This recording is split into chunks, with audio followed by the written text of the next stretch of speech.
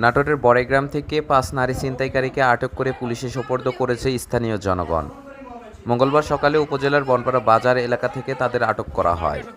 স্থানীয়রা জানান, বনপাড়া বাজার এলাকার মহিষভাঙ্গা সড়কে এক মহিলার গলা থেকে একটি সোনার হার ছিনিয়ে নিয়ে পালিয়ে যায় ছিনতাইকারী নারীরা। পরে মহিলার চিৎকারে স্থানীয় ও আনসার সদস্যরা এগিয়ে এসে তাদের আটক করে এবং বনপাড়া পৌরসভায় নিয়ে আটকে রাখে। পরে পুলিশে খবর দিয়ে তাদেরকে পুলিশে সোপর্দ করা হয়।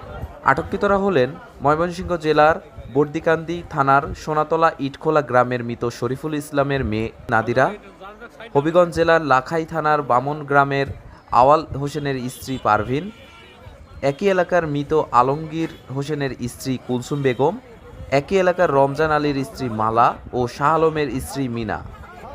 বড়াইগ্রাম থানার ভারপ্রাপ্ত কর্মকর্তা সিরাজুল ইসলাম জানান, বনপাড়া পৌরসভা থেকে ৫ নারী ছিনতাইকারীকে আটক করা হয়েছে।